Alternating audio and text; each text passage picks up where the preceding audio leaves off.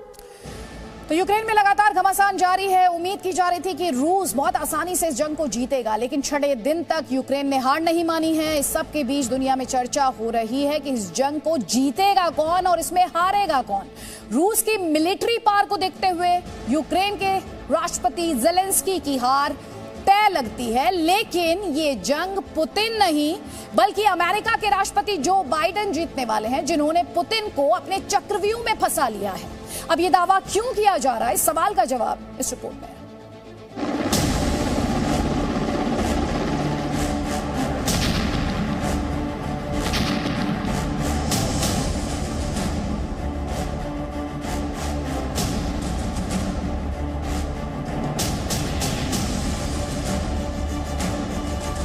Ukraine जल रहा है।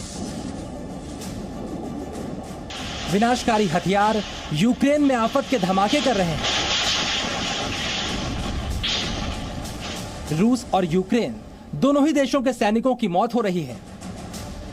जैसे जैसे यूक्रेन पर पुतिन का प्रेशर बढ़ रहा है, वैसे वैसे यूक्रेन में खून खराबे की आशंका भी बढ़ रही है।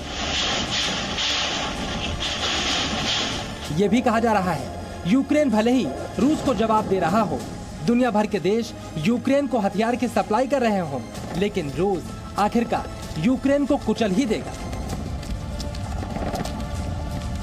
जेलेंस्की पुतिन से हार जाएंगे, लेकिन जेलेंस्की की इस हार में जीत पुतिन की नहीं बल्कि अमेरिका के राष्ट्रपति जो बाइडेन की होगी। जी हां, वही जो बाइडेन जिनके बारे में कहा जा रहा है कि यूक्रेन को अकेला छोड़कर उन्होंने अमेरिका की साख मिट्टी में मिला दी है। लेकिन सच्चाई यह है कि जो बाइडेन ने व्लादिमीर पुतिन को अपने चक्रव्यूह में फंसा लिया है और वो काम करके दिखा दिया जो डोनाल्ड ट्रंप भी नहीं कर सकते। पुतिन यूक्रेन युद्ध से पहले इस बात का दावा कर चुके हैं कि अमेरिका और नाटो का एकमात्र उद्देश्य रूस को कमजोर करना है।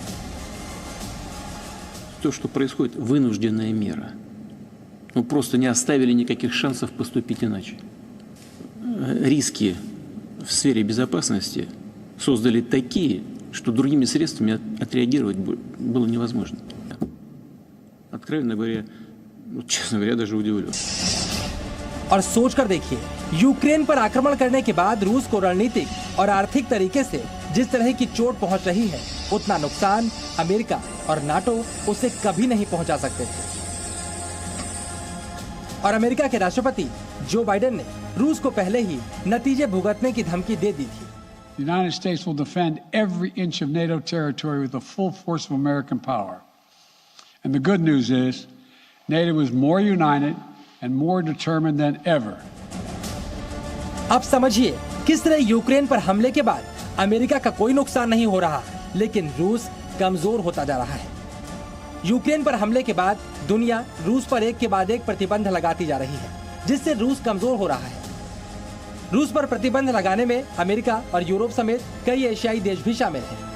अमेरिका और नाटो ने उन सभी क्षेत्रों पर प्रतिबंध लगाने की कोशिश की है जो रूस को आर्थिक तौर पर मजबूत बना रहे थे। रूस की रक्षा और एनर्जी कंपनियों पर प्रतिबंध लगा है, जिससे रूस के निर्यात पर असर पड़ेगा। रूस के बैंकों को प्रतिबंधित किया गया है, जिससे अरबों डॉलर के फाइनेंस पर असर पड़ेगा। रूस को स्विफ्ट पेमेंट सिस्टम से बाहर कर दिया गया है। इसके बाद रूस का 121 अरब डॉलर का भुगतान फंस गया है। कई देशों ने रूस के लिए एयर स्पेस बंद कर दिया है। ऐसे में रूसी विमानों की यहां पर एंट्री बंद हो जाएगी। रूस की महत्वाकांक्षी नॉर्ड स्ट्रीम पाइपलाइन योजना को भी प्रतिबंधित कर दिया गया है। इससे रूस को गैस सप्लाई करने में मुश्किलों का सामना करना पड़ेगा। साफ है, अगर रूस यूक्रेन पर हमला नहीं करता तो अमेरिका और नाटो देशों को प्रतिबंध लगाने का मौका भी नहीं मिलता। हालांकि रूस ने भी इन प्रतिबंधों से निपटने की तैयारी पहले ही शुरू कर दी और प्रतिबंधों के जवाब में प्रतिबंध लगाने भी शुरू कर दिए।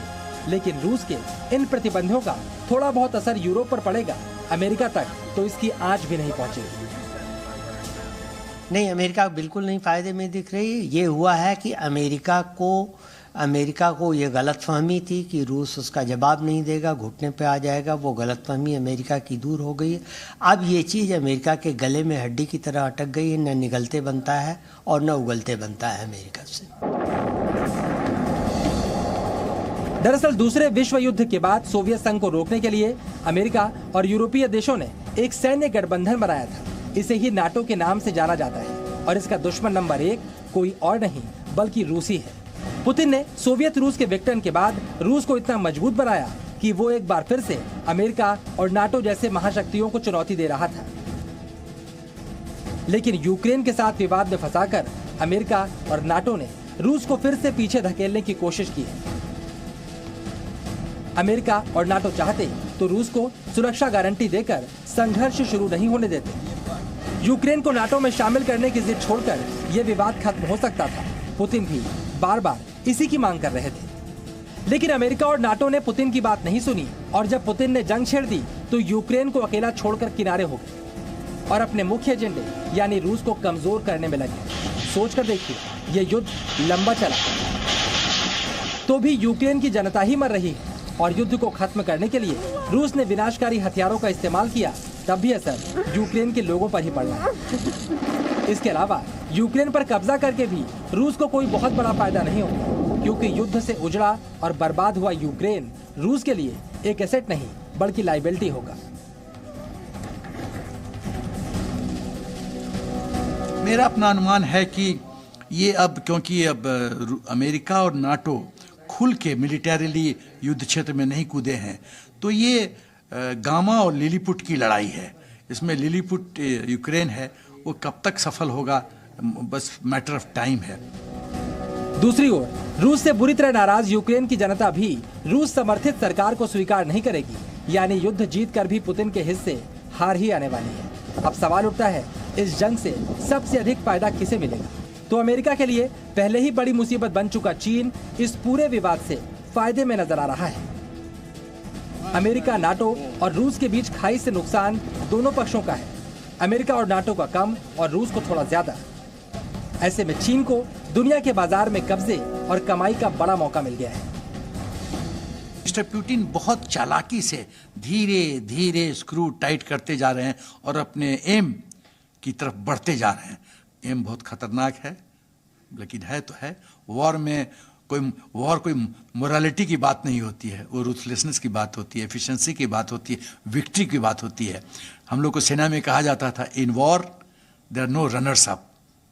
एक विनर होता है, रनर्स अप का कोई प्राइज नहीं है, नो प्राइज। फिलहाल चीन जैसी शक्ति इस वक्त सबसे ज्यादा फायदे में है और यूक्रेन सबसे ज्यादा नुकसान में। वहीं अमेरिका और नाटो का रूस को कमजोर करने का मिशन भी पूरा होता दिखाई पड़ रहा है। Bureau report, ji media. Presenting B News app, available on Google Play and App Store. Download it now.